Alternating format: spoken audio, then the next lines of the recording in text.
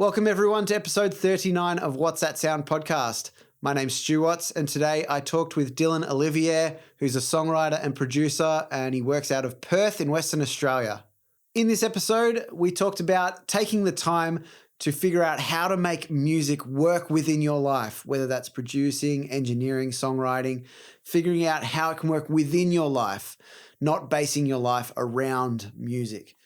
As well as difficult conversations and how they can sometimes lead to breakthroughs in the studio, and also the different approaches you might need to take to get the best out of the artist. For all that and heaps more, stay tuned. If you can do us a favor and share this podcast, whether that's in a DM or on your stories or in a conversation, wherever you feel most comfortable, please share this around. We want to spread the word of this podcast. Make sure you're following or subscribed on the platform that you're listening to or watching this on. That way you can stay up to date with all of the new episodes featuring all these amazing guests. And if you have any suggestions or questions or queries, you can send me an email. The link is in the show notes.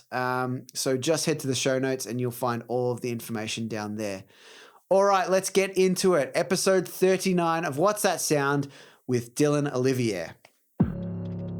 You're listening to What's That Sound with your host, Stu Watts.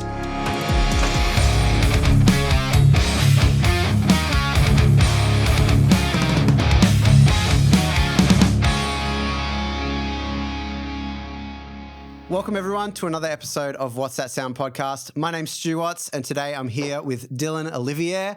Dylan, welcome to the podcast. Hey man, thanks for having me. I'm a weekly listener, so great to be beautiful.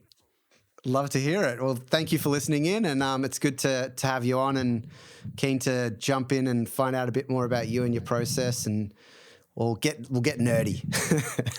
Love it. Nice. Well, for anyone that doesn't know who you are, give us a bit of an insight into what you do in the music industry. Yeah, so I live in Perth. I grew up here.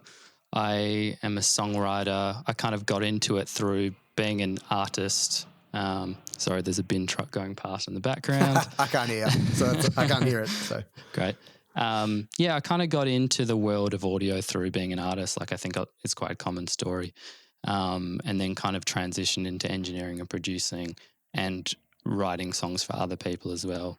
Yeah. So some people I've worked with are like Meg Mac, grentperez, Holy, Great Gable, The Panics and bands like that. And kind of, I guess I'm just like, I love songwriting and I love melody and stuff. And that's the thing that's kind of like pushed me along and kept me in this game. Yeah. 100%. Well, we will definitely dive into, some of those works and your style and things like that. But take us back to the beginning and where it all started for you. Where did music come into your life? Yeah. So it's really interesting. Like, I've got my own kids now, and like thinking about how much your parents can shape your trajectory. You've got a kid as well, right? So you I do, yeah. I got a 2-year-old, yeah. Awesome. So neither of my parents are musicians, but both very musical. And yes, I guess a very significant thing that I've always shied away from talking about, because I don't want it to be like clickbaity or like feel like I'm exploiting the situation. But my parents met on Bob Dylan's yacht. Yeah, wow. Yeah, which is, when I tell people that, they're just like, yeah, whatever. So it's like unfathomable. It is, yeah. I mean, and it's weird because it was just the way it was for me growing up, that was life. Yeah. And the reason it's significant, so I'm named after him. So the reason that I think it's significant, I mean, it's obviously significant, but in the way that it shaped me wanting approval from my parents and all that, they're friends with this person, Bob Dylan, and, my world is kind of framed by this megastar songwriter, and in one sense it seemed attainable to work in music because there was this person that they knew, and that, I guess, fame that he had wasn't like it was at arm's reach. Like I've met him a bunch of times and got to go all the concerts as a kid and stuff like that. So they remained friends with him. So it kind of just, that framed it, and then I just kind of got into music, and I think I probably like always loved it, but I reckon there would have been a part of it that was like doing it for some kind of, approval from my parents, Yeah, right. Yeah. And initially anyway, and then just caught the bug and went deep into it and played in bands. And yeah, it's a similar story from that point onwards to a lot of people. But the reason I mentioned the Bob Dylan thing is just because I think it framed everything from that point forward, you know? Well, it's a bit of a unique education, I would say. Like, not many people would have a similar story to that. I mean, yeah, I don't know anyone that's had anything even remotely close to that. But were you listening to, like, was that style of music, like, you know, the singer-songwriter stuff, was that always kind of being played at home? Was that? Yeah, it was. Or was it kind of various different genres and things like that? So it was a lot of like your classics, and I think that probably comes through in my taste now. Like it was like Fleetwood Mac and the Eagles and Bob Dylan and Neil Young and stuff like that. It was weird though. Like I think I kind of resented the music at the time. It was more the part that I found really intriguing was that there was this person that went and played to 10,000 people and everyone revered him and stuff, and he was like accessible to me. Yes. I think that was the thing, and that my parents just like really liked music and valued that. Like my dad is he's from the Caribbean in a third world country, and he's pretty, trying to think of a word that's polite, just he's a hard person, and there's not that many things as a kid that he would kind of like approve of you spending your time on, but music was one of them. It was like no computer games in our house, none of that kind of stuff. But if I was doodling on guitar for 12 hours, it was like, good job, son, kind of thing. So it was like, it was like, it seems inevitable now that I was gonna, try music out, and that was how it fair framed. enough. I mean, you know, when you don't know when you're young, I guess it's like, you're just in that world. And, you know, when you were talking about like the resentment of the music and stuff, it's like, I remember not particularly liking anything my parents listened to either. And, you know, now it's like, those bands are sick. Like, of course they're awesome. Like, what was I thinking sort of thing. So, I think that's pretty natural. Yeah, I like, you know, I didn't want, it sounded old to me, and it sounded like my parents, and it sounded like, you know, I was into stuff that sounded what I thought was edgier and whatever. And, you know, so I went through the phase of hating everything my parents liked, and now our tastes are probably pretty similar, which is pretty funny, you know. I don't know if it's just a general age thing, but, you know, a lot of those bands are timeless. And well, for sure. And I mean, even with, you know, Paul McCartney coming out like, you know, 2 weeks ago, wherever, my mum went and saw him, and, you know, she was telling me about it and how amazing it was. And, you know, all the songs, I was looking up the set list and I was like, this is crazy. Like, I can't believe you got to see this live and stuff like that. So it's, and I never listened to the Beatles when I was a kid, but now I love them. So it's like, you can't, it's hard not to as a producer to like, especially the Beatles. But, you know, all those bands that you mentioned earlier, Fleetwood Mac, like, some of the most amazing songs ever written, of course. I think so. I think it was just at the time it was like, oh, that's what my parents are into, so I'll stay away from that. But I was into sorry. No, go ahead. I was just going to say, I was into like, I think my first real obsession was like the Red Hot Chili Peppers and a lot of hip hop and, you know, bands like Nirvana. So I was born in the very start of the 90s. So it was just like all of the stuff that my older sister was into and my older cousins were into, I was into. I can relate to that. My cousins are into punk rock and I listen to punk rock. So I had like a couple of cool older cousins and they were who I wanted to be, you know. That was it. For sure. And my cousins played in bands and one of them was a drummer and one of them was a bassist. So I can relate very closely to that. But tell me about, you know, when you started to grow into, you know, music. You said you grew up playing guitar. Was there any other instruments? Not really. It was guitar, and then kind of found songwriting pretty early on, like maybe like 13 or something. I wrote my first song.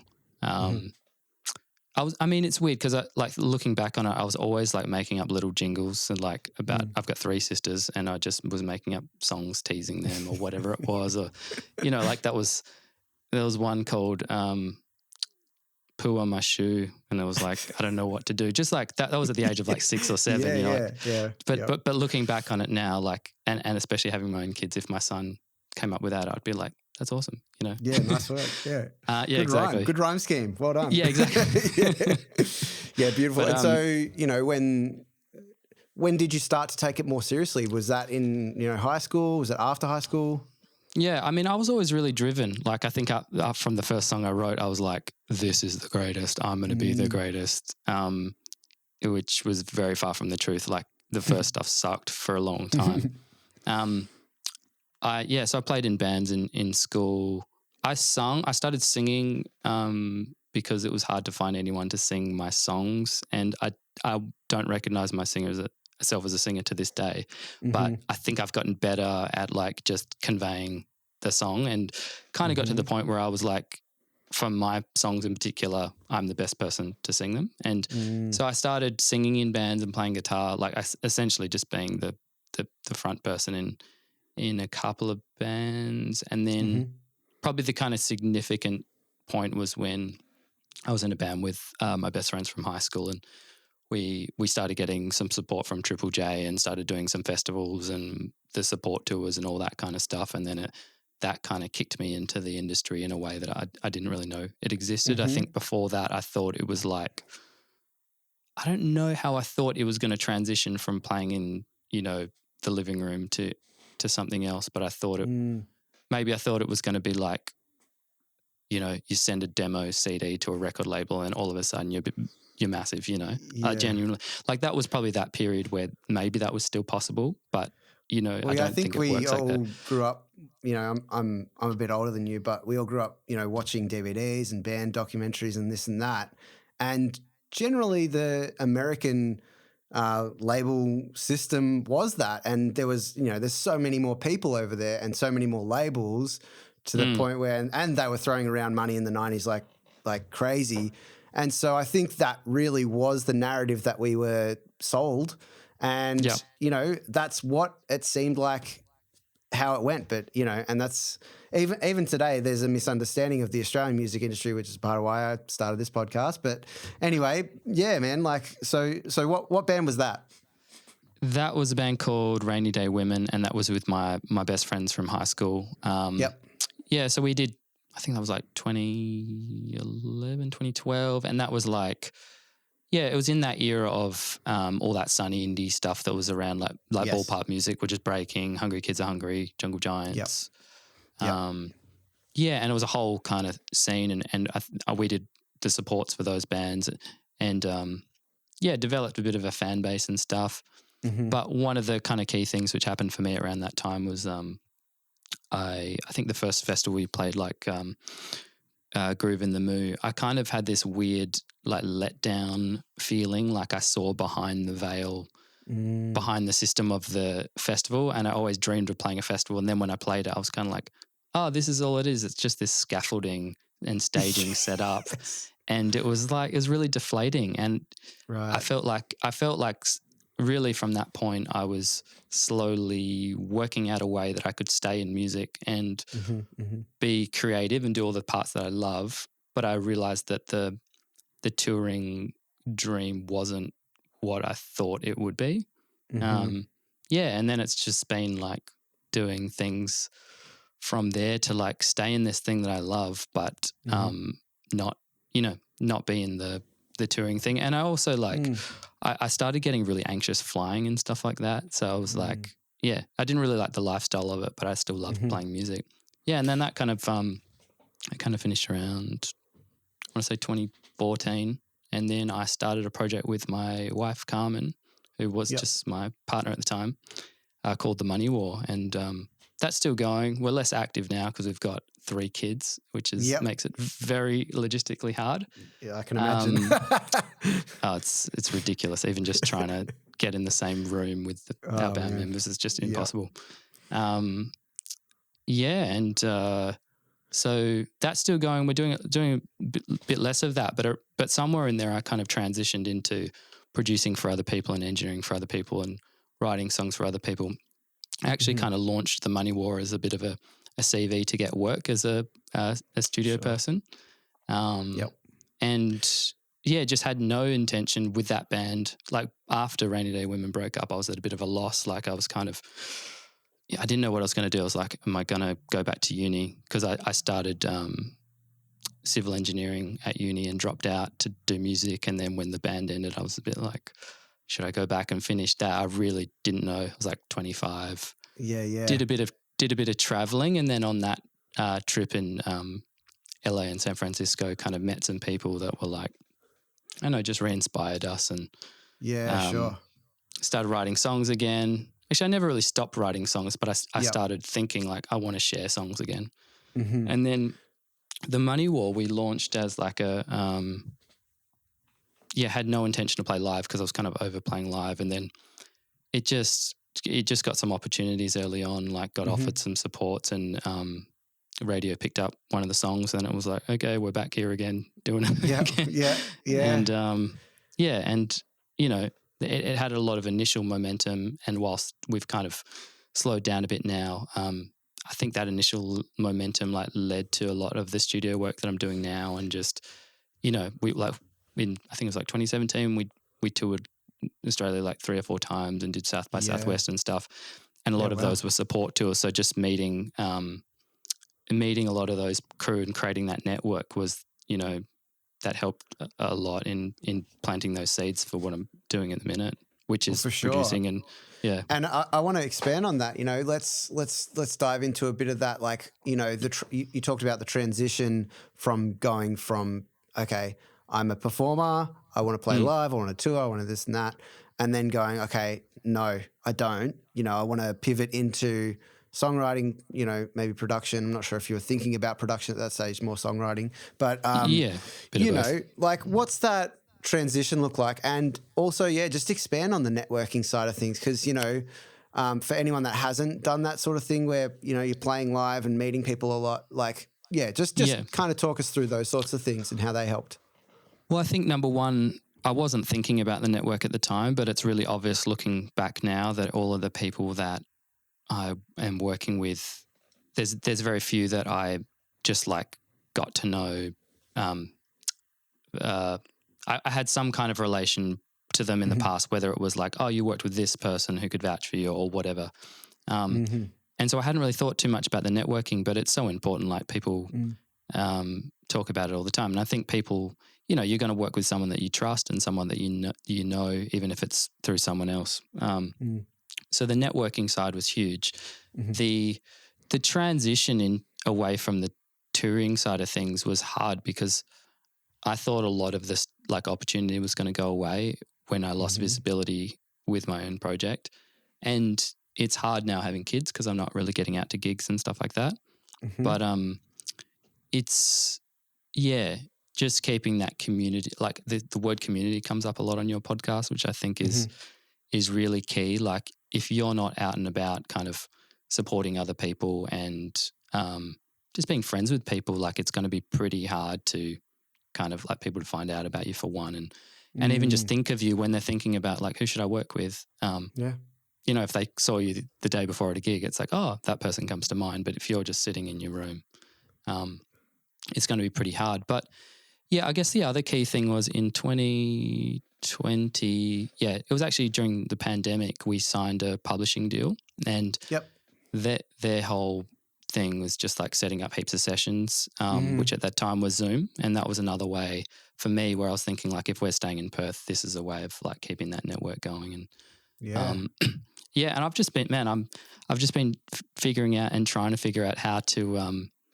pivot completely out of the artist thing and just, you know, help other people create. Yeah, for sure. I mean, it's and it's not one set way. Like that's the tough thing, is that everyone's journey looks completely different. And, you know, it's like a lot of it is based on the network, but a lot of it is your interests. And, you know, just because you like the same style of music doesn't mean, one, you're going to produce the same way. Two, you're going to want to work with the same people. You might want to completely write music that's not what you're interested in. So, I mean, that's just a few examples of how different it can be from person to person. But yeah, I want to know more about, you know, becoming, this is your full-time job, right? Like songwriting. It is, So talk us through how that became that, and what steps did you take to put that into place? Yeah, so I've always thought about it as like, I'll do whatever it takes to support this thing, and whether that be substitute with a part-time job, which I did initially, or do lots of different things in music, which I have done in the past, whether it be like live sound, like songwriting workshops, mixing, producing, engineering, songwriting, whatever it may be. And that, I mean, for a lot of other people, it's a lot more broad. Like other people are doing more creative things on social media to substitute all of that. For me, that's the kind of attitude I've taken into it. Like, I'm dedicated to this creative pursuit, and like, how can I keep it going? So if it means that I have to, like, for a couple of years, I had a job in a bar on the weekends and was doing this on the side and stuff. And then it kind of just transitioned into having enough work to do this solely. And also just like with the songwriting, there's a bit of publishing coming in on the back end. Sure. Yeah, absolutely. Which is helping, which is something I'm continually trying to build. But I don't know. I mean, at any given time, like maybe it will slow up next year. And, at the start of every year, I'm like, I don't know if I'm going to be able to do this year. Who knows how it's going to go? Like it's... Oh, man. I can relate so hard to that. And, everything just goes in waves. And, it's one thing where you can feel so good after having, a bunch of work for 6 months straight or something like that. And you're like, oh, cool. It's like, this is working. And then all of a sudden it's like, everyone disappeared. What happened? Like, you can't predict it. It's like, you just feel like it's just going to keep happening. And so, I can relate to that. I think that the networking thing, networking's kind of got a dirty connotation to it, but I think I just really mean being present and active in a scene. If you're working too much and not getting out and meeting people and creating new contacts, you might like disappear for 3 months in the studio. And by the time you lift your head at the end of the 3 months, you've made no contacts to work on the next thing. And I've never really thought about it that cynically, like I'm making contacts. I just mean like I've just not made an effort to be around people. And then sometimes it's like, oh shit, like what am I going to do now? So far for me, it's always been like, if there's a quiet time, I'm like, I'll work on my own project. And there's always bits and pieces to do.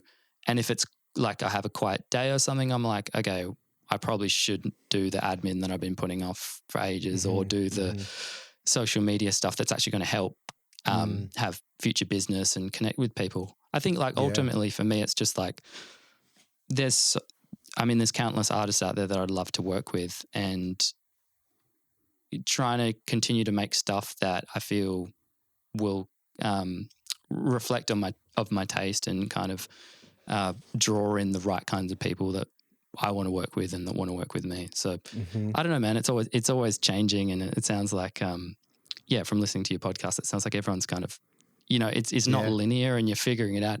Everything's changing. Like when I got into this, I thought maybe I would be an engineer in a studio. Like when I transitioned, and I thought, oh, that would be the pinnacle of the engineering thing. Or, I had an idea of like the producers like Rick Rubin when I was growing up. Like if you were a producer, you would have a band in the studio for 6 months, and that, I'm sure that still exists on the higher scale, but it's constantly adapting, isn't it? You just take it as it comes. For especially in Australia, and I don't know what it's like in Perth, but I can imagine potentially it's even maybe a little bit more extreme, is that everyone is just trying to make it work. And for most people, that means usually having a full-time job, which makes it really hard to get a whole bunch of people in a band together to get them to record at the same time. So everything's just so sporadic. And you just got to figure it out and just make it work, because there's no other way. Otherwise, you won't get the job. So it's like, okay, let's just figure out how this is going to work for everyone.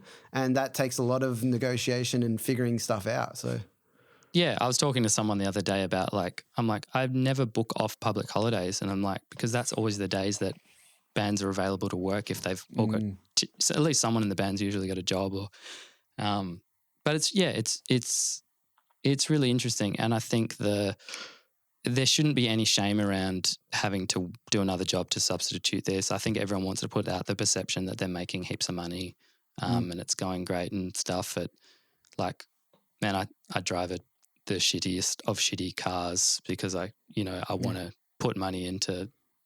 I want to have the freedom to do the thing that I want to do, and occasionally there's a good amount of money that comes in.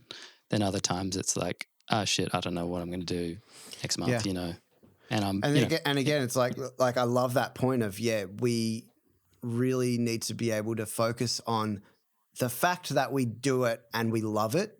It's like there's nothing else like this. If you like. I mean, I've done retail jobs for 15, 20 years before this, and stepping into this and being able to do it full time, it's like there's nothing else like it. And like you said, there's other things that you have to do on the side to make ends meet and stuff. But the focus on being able to make that work and being like, no, I'm going to keep pushing and try and figure out ways so that I can do this more than anything else because there's nothing better. Yeah, man. And I think, like I said at the start of this, I started studying civil engineering. I did half of the degree. I would be making a lot more money, put it that way, if I stayed doing civil engineering. But it's the trade-off, I like the freelance thing. I like I've also, like with young kids and stuff, it's been good. My kids are sick a lot and I need to be at home a lot. So it's like that 100%. Thing of having that freedom. There's pros and cons to everything, but as you said, we all do this. And if we're still in it after, 5 or however many years is the testing period, you must love it to stay in it, So, well, and I would even go as far to say as you can't expect for it to work within 5 years. Like, yeah, I agree. Yeah. So you can't be like, I'm going to have everything that I want at the end of 5 years, and if I don't get it, then that's it for me. It's like that's just the complete backwards attitude.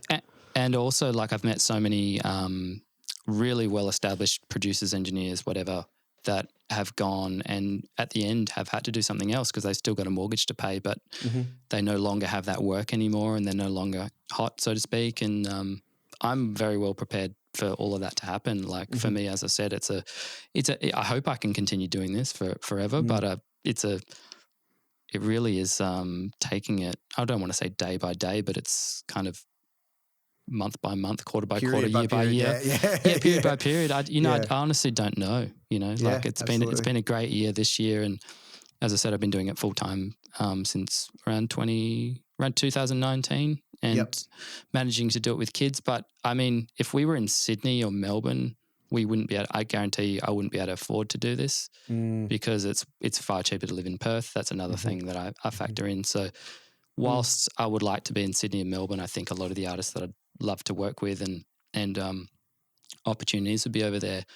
That's another big factor. And I'm a big believer in like looking at it holistically about like, what do you actually want in your life, and this is just one part of it, especially I'm sure you feel this way when you have a kid. It's like at the end of the day, we love this, but it's still just a job and our family is more important, and it's like, you've got to be happy as well rather than stressed all the time. I mean, my thing with that is I work pretty much exclusively within the hours of 9 till 6 and on Monday to Friday. Like that's pretty much my thing. And, that would sound strange to some people. They'd be like, but you're working with musos. And it's like, well, yes, but exactly your point of the life thing has to be priority. Like you have to be able to live your life and live it happily. And that includes your family and your friends and things like that. And so for me, that's really important. And I will figure out a way to make that work and have been able to make that work. And if you're smart about it, like you said, you factored in the factor of living in Perth. And, that's a really important point is like whatever that means to you where you might have to take some subsidies somewhere, that is what it is. You just, to be able to do it. Yeah, 100%. I mean, it's kind of like that. I forget what the name of the book is. That's terrible. I read it earlier this year, and basically the idea is like, it's not like what do you want? It's like what pain are you willing to live with or live without? What things are you willing to not have in your life? And that's weighing it up in that sense of like, there would always be a more ideal scenario for everyone, but it's like, for me to be able to work on music and have the freedom to take days off when I need outweighs making $250,000 Yep. working in mining, or you know what I mean? And I'm not putting anything on anyone that works in mining. A lot of my friends from uni do that and are great people and have a great life. But for me, I just knew that I needed to make that choice and make commitment to other things. So yeah, absolutely.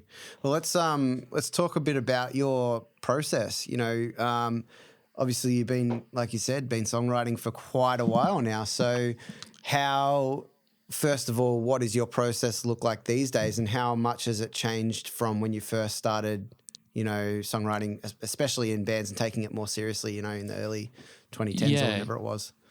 So I think, I'm very song focused. So like I do a few different things. So like sometimes someone will just send me a song. It's like, can you mix it? Sometimes it's like, I want you to engineer it. Sometimes it's producing. Sometimes there's writing involved. The first thing I want to do is like meet up with the people or have a call and figure out exactly what they want from me, because my role and my level of involvement can be very different. It can vary a lot depending on what they want. And make sure we're on the same page, because sometimes, I don't know if you've ever had that thing, like you just get a feeling that something, like the expectation is not quite right, and you get a feeling that it might not be the best match, like client-wise or something like that. So if we're all feeling good about it, the first step for me is like to go into some kind of like pre-production and writing. So I like to think about it like pretty holistically, like we're building up the foundation of the song and working on the most fundamental elements first. Like if it's a lyric that's not right, or if it's a chord sequence or structure, tempo, key, all that kind of stuff, and build up from there. So like I want to make sure that the song is as strong as it can be on someone singing and playing guitar or playing piano, and make sure it works in that form. And then it's like, have everyone in, build it up from there, and that can look different every time depending on what it needs. So I guess like it's like find what the essence of the song is, and then imagine the best way to present that and do whatever it takes to get to that point. And sometimes you get it wrong and you redo it like 15 times, and other times it's like, you know, you realize the best version of it was just the person playing piano and singing after you got string arrangements and all that done, you know, and sometimes it is the kitchen sink. So it's a little different every time, but I guess the key thing is I'm like very song focused, and just like by song, I mean like lyrics and melody and chords and I mean, very listening foundation to, of it. you know, some of your work, it's very obvious that is the case. And, you know, correct me if I'm wrong, but you tend to work with more singer-songwriter style acts or artists, I guess. And that style of music where there's not all these production tricks flying around, you're not doing sound effects here and there, you're not like focusing on getting the heaviest bass and stuff, like the vocal and the song, you know, story, and that is so crucial in that style of music. So how do you, what things do you focus on in that? Yeah, it's the bits that you mentioned, the lyric, the story, the melody. Is the melody working? Is the key right? Are there any chord changes that could reharmonize the melody, you know? All of that kind of stuff. Yeah, it just as if you could imagine someone just singing it and playing guitar in its barest form. Does the song work? Does it connect? What's it about? Are there any lyrics that are mismatched to what's trying to come across? Is the sentiment right? Is the delivery right? Things like that. And then for me, I'm probably guilty of like undercooking production. I'm aware of like production getting in the way more than I am. Like I like to not rely on the production. And I guess just like through my taste as well, I just like stuff that's like a good song, a good performance, and the band's supporting that, and the production's supporting that. Yeah. That's my ethos. The stuff that I've heard of yours is like beautiful, man. Like it's, you know, thank you. It's honest, you know, the organic quality stands out to me. And that is what shows off the heart of that style of music. And it's hard to gather that when there are things that we've just mentioned, you know, overcooking the production. So I think, I mean, I can say, in my opinion, you've done well with it. So, thanks, man. That's really nice to hear. And it sounds like you understand it, and that's my intention for it to be like, because I always think back to like, what are we really doing? Like, no one gives a shit about the kick and the snare, the way it sounds. You know, it's like, it's just a rhythm that's supporting the message. Like we're trying to communicate something emotionally from the person performing it, or the people performing it, to the person listening to it. And yeah, I try to just keep that kind of thing in the back of my head. Like, what are we doing? It's we're humans trying to communicate something. And, you know, and that sounds a bit silly to say, because sometimes it is. It's like, sometimes the whole point is the intensity of it, like the rawness, the power of it. And if you don't get the power of it right, a great song might just feel weak or whatever. So I don't, it's not that I don't care about production. I'm a total nerd about production and gear and stuff, but I just think if the song isn't working at its fundamental level, it's kind of like a house where the framework is dodgy and you've got some beautiful paintings up, and then you walk in and the house falls apart because that might be a shitty analogy, but no, you know what I mean. Makes sense. Makes sense. Cool. Hey, thanks so much for listening so far. There is plenty more to come, so don't go anywhere. I just wanted to let you know that this podcast is made completely independently by myself with no sponsors. So if you like what you hear and you would like to show your support, you can send a donation to the PayPal link, paypal.me/whatsthatsound. The link is also in the show notes. Thanks so much for your support, and let's get back to it. So tell me more about then how you get people into those creative spaces where you can get the most out of them. Is there specific things you do to make them comfortable? You know, just kind of tell me a bit more about your process in that regard. Good question. I think like a really simple one that someone told me that I've always used is like, instead of saying no or no, that wasn't the take, you say, that was really good, let's try one more, you know, and you know what that means, and all the professionals know what it means. By professionals, I mean the engineers and producers. But it's not as blunt and kind of hard to take as that sucked. You know what I mean? Yeah. So I think as well, just like one of the things for me is the meeting at the start that I talked about. Like I want to be able to hang out as friends. Like another thing that I do that I'm trying to implement more, pretty much always use is I just do like a per song rate a lot of the time, and that means the clock pressure's off, and it's like it's worked out good for me. I've been burnt a couple of times where something's gone on and on and on, but for the majority of the time it gets the best out of people because they're not feeling the clock. It's like, you know, we're just hanging out making music. And in the past, that was how I started, like how I got into production was like, you know, I was making demos for my band and stuff, and it was just this free thing. And I had a few studio experiences where I got into the studio and kind of just froze because it was like, oh my God, I'm in this studio and we've got this thing and we're trying to get this thing on tape or not tape, but whatever, you know, trying to record it there and then. And I think that pressure doesn't, it's not conducive for like creativity and flow and stuff like that. So that's one thing. It's not always possible to do that thing and the per day thing. Another thing is just like really listening to people, I think. You know, it sounds really obvious, but you can learn a lot. A lot of your questions can be answered just by like letting someone talk, I think. It's always a tricky one. It's a constant battle of like, sometimes though, like I feel like sometimes you need to, within reason, piss people off to get the best out of them. Like some people like that. Have you ever found that? Yeah, I think for me, I'm a pretty honest person, like not in a negative way. I've been called blunt and frank in the past. So, like so the descriptors.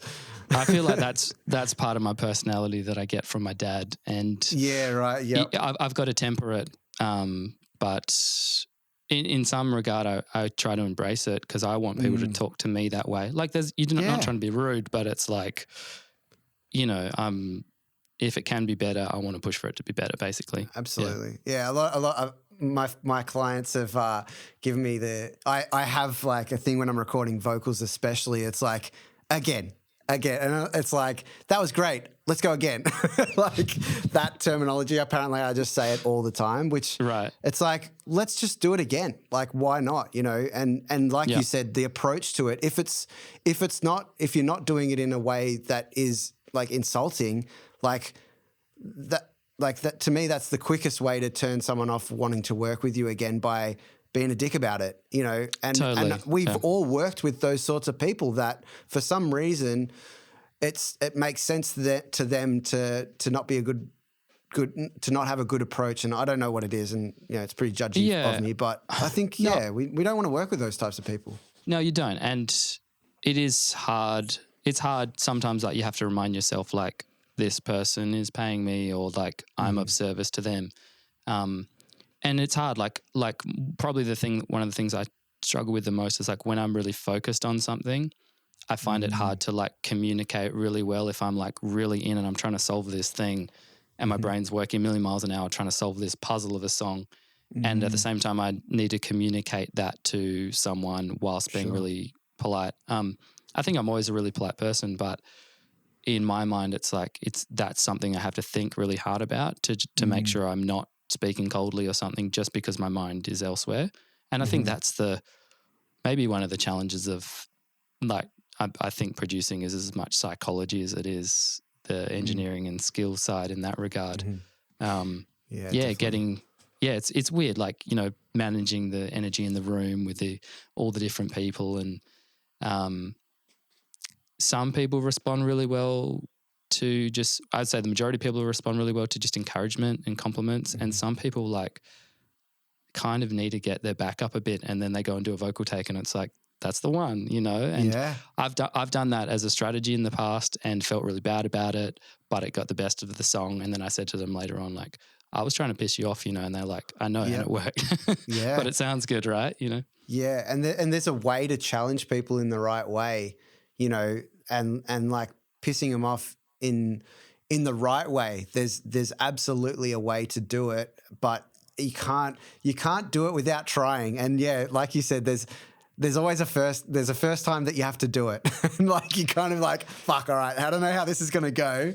Yeah. But then once you've done it and it worked, and obviously it's different for each person, but generally speaking, like if you do it in the right way, you know, and you really challenge someone to, I think of it like, you know, like a footy coach or something like that. Some people, like you said, need the gentle approach, like, you're going really well, mate, go for it again. Whereas some people need it. You need to get back in there and try harder this time. Like, exactly. Yeah, there's a way to do it, but yeah. I think you're right, and I probably wouldn't do the second approach with someone that I've just met. But if it's someone that I know well, that we have the trust and they know that I care about them and I just want what's best for the project, which all my stuff I work on, that is my attitude. But when I've just met someone, they might not have that trust in me yet. But if it's someone I've been working with for a bit, and, you know, the fact that we get in arguments sometimes I really respect, because it means that we're passionate about it, you know, as long as it's still, there's a respect for each other. But it's like, yeah, I've definitely had times where it's gotten heated over the song, but for the best of the song. And then we'll go and grab a beer afterwards and we're all good. But I think that's honest, and you work, you know, if it's coming from a place of ego, that's a different thing, you know, but if it's just for, you know, trying to figure out the best way forward for the song and people are getting frustrated because the song isn't coming together, that's kind of a good thing. It means you care about it, I think, you know. And I think the ego word, it's applicable to both sides, and to be able to understand when we are coming from a place of ego, being like, no, it's just I want that cool thing in the song, but it's like it actually doesn't need to be there. But there's also the thing of the other person. It's like you have to know how to like understand that that's what's happening. And again, there's a number of different approaches that you can have, but sometimes it's about pointing it out, just being direct, like, hey, I know you want this and it sounds cool to you, but at the end of the day, we're working towards the best song, and we'll try it. Or, you know, I always like to try it, whatever that is. And it's like, if everyone agrees that it's better, then I have to swallow my pride. So there's obviously give and take there. But yeah, you're right. Ego, it's the enemy of a good song usually. Totally. And I think in most cases, everyone knows when it's better, you know, like everyone's in agreement once they've heard it. You play both back through the speakers, both options of whatever you're disputing. And in most cases, it's like everyone knows what's better, but it's a tricky one because it's like a lot of the time people just want their ideas to be heard and they want to feel like they have some say in what's going on and they want their ideas to be tried. And that's how they should be, you know? Yeah. So you're probably wasting more time by not letting them try that idea that's going to take 2 minutes. Yeah. Because then after that, you're going to be the ego part comes into it because people are not feeling respected and valued and stuff. And I think that's totally like everything goes so much smoother when you're able to keep as much ego out of as possible. And it's very confusing because sometimes you can't tell when it's your ego versus whether it's the deeper part of yourself, you know. It's a constant thing of like checking yourself and being like, am I being a dick here? Yeah. Am I being a dick? Is this honest? Is it is this really me, or is it like have I just got my back up because someone's hurt my feelings, you know? True, yeah, absolutely. Well, I mean, you know, if you've said you've been listening for a while, and I want to know, you know, what are some of the more difficult times that you've had in either a songwriting session or in the studio recording, and what, you know, what are the learning situations that you've had? I think, so the songwriting thing's different, a little different to so for context, a lot of the songwriting sessions that I do, they're not paid. So it's kind of like a blind date thing. A lot of the time I've never met them. You're getting in the room. The assumption is that the publishing will be split 50-50 and you go in and do this songwriting session. So you've each got an interest in the song, but a lot of the time the artist is doing lots of sessions and they're just like trialing this thing, and it's a way of just seeing how the chemistry is and all that. So that they're kind of weird to me sometimes when it feels like the artist, like they've chosen to write with you, but they don't want to listen to any of your input. And the same for studio stuff, for producing stuff as well. It's like that's when it's not going well, is when you feel like you're not being trusted and respected. And I think the reverse of that is true. Like the best case scenario is everyone is feeling listened to, heard, respected and trusted, and knows their place in the room. And I guess back on that writing thing, it's probably as much about figuring out what your role is in each given circumstance. Like if you're hired to be the engineer, just be the engineer. Just record it as best as you can. If they've come to you and told you about their problems, why their songs aren't connecting and how they want a sound that you've got in the past, then it's your job to give your opinion. And if they don't want to take that opinion on board, then there's a problem there, you know? So it's hard. And, you know, it's such a sensitive time and process with artists because they're being so vulnerable and showing you might be singing about a lyric that's about like a breakup or someone that died or something, and it's a really touchy place where they could be getting their guard up, and it's a constant battle trying to step around that, you know. And I think I mean, absolutely, based on the, you know, the songs that your sound would like magnetize towards, I guess, like storytelling, personal storytelling, kind of and yeah, like it's impossible to connect with the listener without being fully, you know, vulnerable and transparent. And to do that, to write the song, you have to do that in the writing process, which means if someone else is coming in and helping with your song, that's that equation sometimes, And like, you know, it's also like sometimes, say if I'm just producing, you have to be very tactful in the way that you say something could be better. Like you could say, I think this is really good, but can we make this could be stronger, rather than I don't like this part. It's a very different way of saying the same thing essentially, and one of them is going to get a very different response. Like if you say, this part sucks, I hate it, it's like you've started an argument, you know. But if you say, I feel like this could be stronger, that's a different way of framing it. But yeah, I think the this part sucks and I hate it is an opinion rather than an approach. Right. Yeah, and I think the opinion part is really important. Like I always try and say, I feel like this, rather than this objectively is wrong. And I always preface that, like, if there's any disagreement, I'm always just like, look, this is my opinion. This is my gut feeling on it. I feel like we could try and beat it. But at the end of the day, it's your call. That's probably how I would get out of like a tricky situation, you know? And I'm more than happy to go in and have these difficult times with artists. I love doing it. Like, I love trying to come out with something better.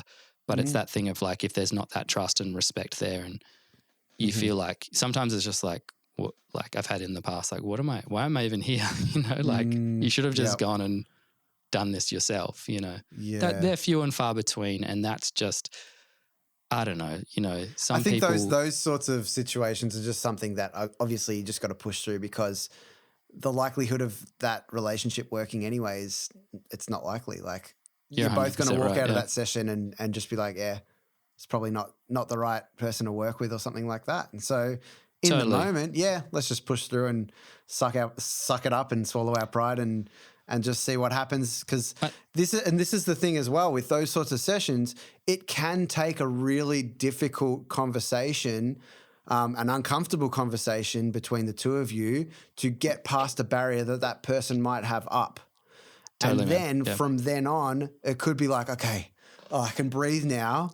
And then really good stuff can start to flow. So if you instantly go, this isn't working, I don't want to keep working anymore, then potentially you might be cutting yourself off from something that's really great after the difficulty. Totally. I had a situation earlier this year where it was like a singer that I love as a friend and is an amazing singer, and I'd been thinking about how to approach it to tell her that I think she's over singing. And because I feel like, and I had to do it through heaps of encouragement and lots of like making her feel like, because my suspicion was that she was over singing due to an insecurity, like to show that she could really sing.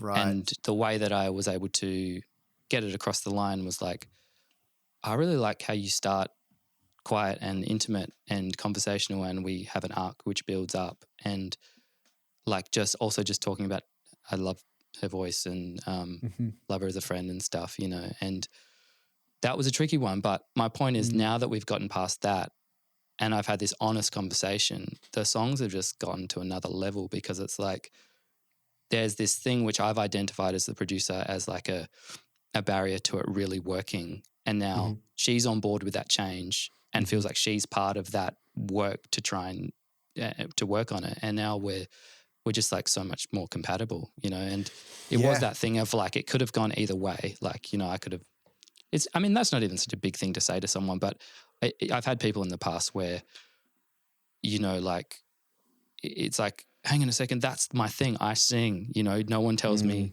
how to sing. You can't sing as well as me, so you can't tell me. And my point of view is like, I'm just giving my opinion, you know. Yeah. So, but I think what you have done in that specific situation is you've built trust, because you know, we as producers have to give our opinion, because that is part of our job. It's like, we are essentially, when you're working with me, I'm the taste maker for what I think is going to work in this song, based on my experience, based on my learning, based on my education, all that sort of stuff.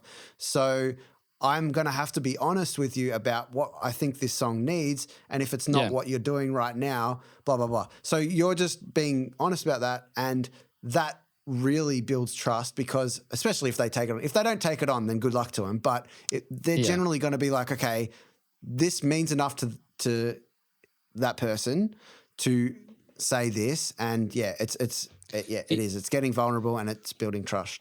It's a constant battle figuring out where the balance is, and I talk about it with my wife a lot, because it's like, how much of myself do I put into these projects? Like, I could work on stuff forever to make it better. Well, maybe it wouldn't be better, but there's definitely an amount of time more that I could tweak this thing. But at the end of the day, it's like, that was where that artist was at that particular time. Yeah. And I'm trying to, it's important to capture that too, for sure. Yeah. Exactly. Like, and I'm always trying to figure out like how much energy I put in. And it's kind of like that thing of like, if you overextend yourself, at the end of the day, it's still the artist's thing. So you have to respect that, number one, that they are boss. and you are doing a service to them. And I keep my project alive for that reason, that I can do exactly what I want. Yeah. But I think you're exactly right. You need to, if you're producing or co-producing, you're not doing your job if you're not giving your opinion. You know, like you've got to choose your moments to give your opinion. But if you're just in agreement to everything, like it's kind of like they may as well do it themselves. You know, you're not challenging and trying to make them better. So. Absolutely. Well, let's talk about some of the, some of the things. Obviously, been doing it for a while. What these days are the things that you hang on to as being okay? Like that was a really good session, or what excites you and what makes you go, this is why I love doing what I do. I think the obvious one is like when you have a song that works, like, you get out of the studio and you're just like, oh my God, like this feels magic. Like it's just working. And I don't mean in a commercial sense. I just mean like that you just feel like we caught something. That's number one. Like that's the feeling that's kept me in this the whole time. Like just that chasing that kind of, whatever you want to call it, God feeling or flow or whatever. Like everyone has different word for what that thing that where everything's just like very in focus and that number one. But man, like nowadays I'm more interested in working with people that I like and that I think I'm compatible with than that I think are necessarily completely talented at that point in their career. And if I feel like compatible with them more as people and like a respect for each other, then we might work together for a while and like really grow together, and I can help them make stuff that I think, one, the work will be better, but also it'll be more enjoyable. So I think relating back to your question, it's more nowadays, it's more like I want to really enjoy the process of it. I know it's a cliche, but it's like that's as important, maybe more important than things being successful. Like and I want to connect with people and I want to feel like I'm of value to them and helping them. So if that's like, if that's recording a 15-year-old and they're stoked on it, it's not the greatest song in the world, but you've helped them realize this thing that's then going to launch them into their career. And by the time they're 22, they're amazing. You've played a part in that, and that's really rewarding for me.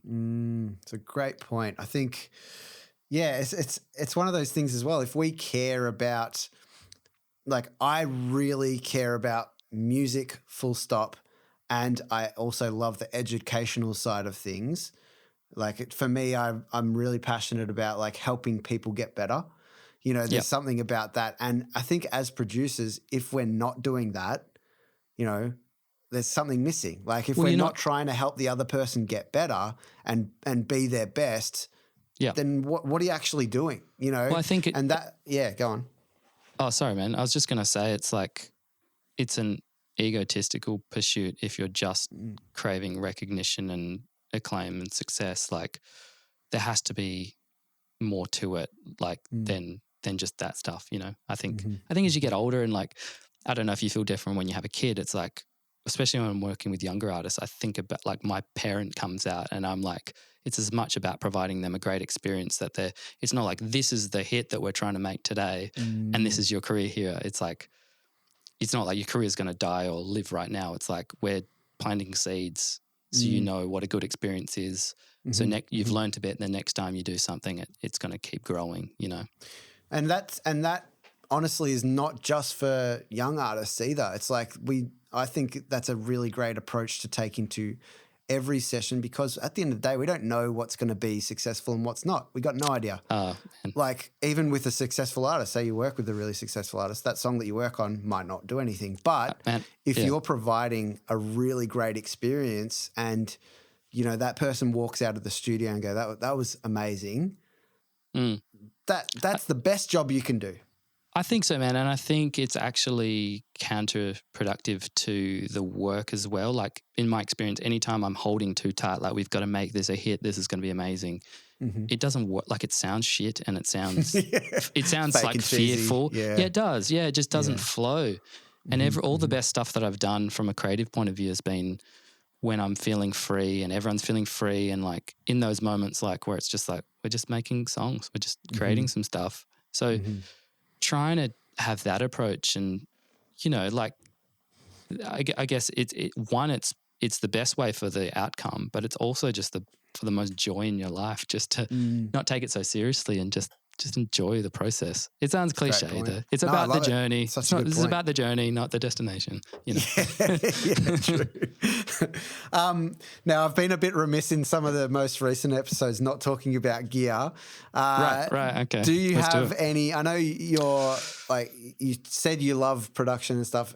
I know you're a songwriter first and foremost, but tell me if you have any pieces of like gear or software or hardware. What are your go-tos and what things about those things excite you?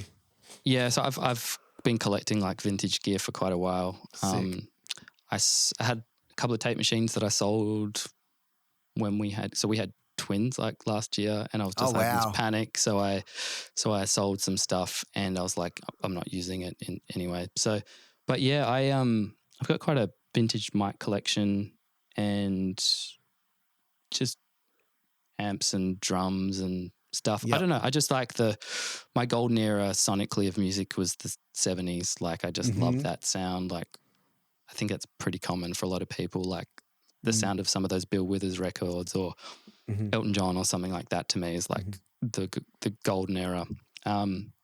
So I've just tried to collect stuff from that. But if there's like, I guess my desert island things are like, I've got this Great River preamp. What is it? An MP 500, which is like, I think it's meant to be like a Neve clone, but it sounds a bit more like an API, like it's a little faster and stuff. Great. But yeah, man, just generally for me, it's like I like saturation and warmness on things. So a lot of the stuff that I've purchased over the years is in that vein. And I like analog. I know that's such a cliche to say, but all the plugins that I'm into are like kind of doing the same thing. They're like, you probably got the sense that my production isn't like super shiny. Like I like pretty modest, warm stuff. So gear, that kind of gear. I've got a few bits. I could turn the camera if you want, but like the first mic I ever bought was this like Electro Voice RE10, which is like I think I saw Elvis using it, and it's kind of like a 57, but kind of maybe not as accurate. And like when I started producing, I just like typed into eBay like vintage mic, and it was the first thing that thing that came up, and I was like, yes, vintage. That is the word. That is how you make things sound good. But it actually sounded wicked, and I bought 6 of them like a few years ago because I didn't want them to die because the first one died. Lots of ribbon mics I love. I've got this Stam U87, which sounds awesome. Wicked. Do you know that's the company Stam? Yep. Yeah, they're really making really great stuff. Couple of tube pre's. I like if we're going super nerdy, the kind of compression I love is diode bridge compression, which Neve did what's that one they did? I'm going to stuff it up. But anyway, I've got one which is a Buzz Audio one. And it's like basically like a diode is the form of compression. Yes. What is the name? I've definitely heard of it. I'm not super knowledgeable about specific. I know model names, but I don't know. So the Neve 2254 is the single compressor one, and the 33609 is the bus compressor, which is diode bridge. Yeah. So sweet. For all you nerds out there, love it. I love that thick kind of sound. Yeah. Yep. Beautiful. And as you will know, being a listener, I like to finish up the podcast asking for your best pieces of advice for, first of all, well, I guess we can bring songwriters into it, but songwriters, producers, and then secondly for artists that might be listening as well. Yeah, so I think maybe the first one's applicable to all, and I probably stole a lot of this from Rick Rubin's book, Creative Act. Have you read that, by the way? Yes. Yep. Fantastic book. That solidified a lot of the things that I've been thinking and gave me some new perspective as well. But I think just like double down on your taste, like, or at least know that thing that's telling you whether you like something or not, because it can be really confusing if you don't and you're listening to lots of other people's opinion. Like there's no real way to know how to finish anything for one, to stand up to criticism, all that kind of stuff. And I think like I want to preface that with saying it's good to grow and challenge yourself and like go out of your comfort zone, but you know, you have to trust your taste at the end of the day. That's kind of, I think that's all we've got, you know, like our taste really is the thing that you're being hired for. It's really like, I'm not very technical at all as a musician, as a songwriter, as a singer, as a producer, but I feel like I've always had like a taste and a vision through, I don't know where that came from. I've just always had this thing of like things a certain way. And I feel like that's kind of what's attracted the work that I've got now. And I'm trying to double down on that. I did lots of writing sessions where I felt like, because I was in the room with higher profile people, that they had, their taste was more trustworthy, and it is for them, but it's not for me, you know, like in some cases. I think that's the key point. This is all subjective, you know, there's no objective truth about what's good or not. It's, you know, so in this. And the power of collaboration, like that is what collaboration is bringing into people's different tastes and ideas and influences and making a new piece of something that didn't exist before because you haven't worked together before. So that's right. Yeah. And respecting that. And, and as you said, like in the collaborative way, making sure, like you've got to know your place and not push your opinion too much. But if you're just trying to sound like someone else, I mean, that other person else is already doing it better, you know? So like bring your unique quality to things and your perspective on the world and everything that you've been through and the things you love and the things you don't love. And I think that's the best shot at connecting with people, you know, that's the most authentic way. Yeah. And that's awesome. What was I going to say? The other thing was, from a business sense, just like don't expect it to be linear, you know? It's like, I feel for me it's always been, it's not what I expected to be doing now. And like I thought I would be an artist. I didn't think I'd be producing. And as technology changes, I'm going, like you and I were talking off air about Atmos and stuff. And I'm like, that's probably something I should get into, you know, like maybe in a couple of years we'll chat and it'll be like, I'm behind the 8 ball, you know? So it's like, I think it's forever changing, you know, like it is. We grew up in the tape, cassette and CD era, right? And CDs are completely redundant now. And I couldn't have imagined that CDs would have gone. Like that was the way that you held record of the music, you know? And now it's like, you know, I wouldn't have seen Spotify coming where you know, artists are encouraged to release a song every 4 to 5 weeks, you know? So totally. Who knows what it's going to be? Maybe we'll just be making bite-sized 60-second bites, clip. Yeah, like am I stupid for wanting to believe in still making albums? I don't know. I'm still trying to figure that one out. So, I mean, I think there's a place for everything. And I guess my 2 cents on that is that there's always going to be a place for anything if, again, you're confident in it and you find your own kind of place, whatever that means, in the world of, you know, it might be a niche thing. It might be an extremely niche thing, but, you know, if you are confident and you can find your place in it, then I think there's a place for anything. Like even, you know, people are still making cassette tapes. Like what? Yeah, totally. And I think that's where the taste thing comes back into it. You know, it's like, there's not everyone's going to be into like lo-fi stuff, but if you like the way you like things to sound is lo-fi, like the people that like lo-fi are going to be way more passionate than the whole, you know, ocean that you're trying to cast your net to. But I mean, that's such a generic way of putting it. But I really, you know, I believe in the taste thing. Like what else guides you if you don't know what you like? You know, it's really confusing. And I think I've met lots of artists that don't have confidence in their taste and they just struggle. They just they don't know how to move forward through the challenges. Like they're just like someone gives them a bad review and they're like, life's over. Or they hit a roadblock in the studio and they're like, it's not because someone said like, this is not Let It Be or something. And it's like, well, it's not yet because we haven't finished it, you know, or it doesn't even matter if it's not Let It Be, but that can be that's what I was going to say. Yeah, for sure. It doesn't matter. It's just their opinion, you know? So if you don't, I think it's just, and also like I've just heard opinions of really high up people that I go, oh yeah, they must be right. And then 6 months later I listen to it with fresh ears and an open mind. And I'm like, actually, I liked it the way it was before, you know? Yep. And like, it's just people's opinions. So we all have a different taste, and embrace your taste is my, thanks to Rick Rubin for, giving me that nugget of advice. I would say. For lots of things, He's a legend. Nice one, man. Well, thank you so much for joining me today. It's been awesome. And, obviously, hopefully we can continue this relationship. But where can people find you if they want to look for you in person or online? Yeah, so in person, probably not many places because I'm a bit of a homebody at the minute. Feel free to reach out to me through my website, which is my name, dylanolivierre.com. I'm on Instagram. I think the tag is Dylan Ollivierre as well. I'm not great at the social media, but I love chatting to people. So if you hit me with a DM, I'm always up for a chat. If you're over east or overseas, like, happy to get on a Zoom and chat and figure something out and just talk about music, because I love talking about music. Hell yeah. Love it.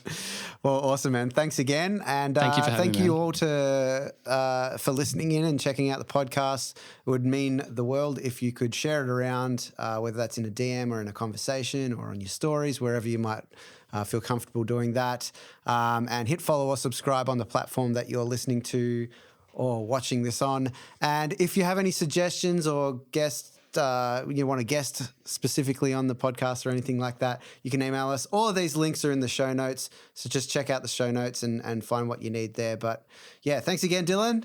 And thank you, Stu. I just want to say this is awesome that you offer this to the community. Like, I appreciate that, man. I love listening in mostly because it makes me feel like I'm talking to a friend or whatever and just figuring my way through things, and it can be very confusing in this, in this industry. So thank you. Well, thanks, man. I appreciate that. And yeah, we'll see you next time on What's That Sound podcast. Thanks for listening to What's That Sound. Make sure you hit follow or subscribe on your podcast platform to stay up to date with each new episode. We'll catch you next time.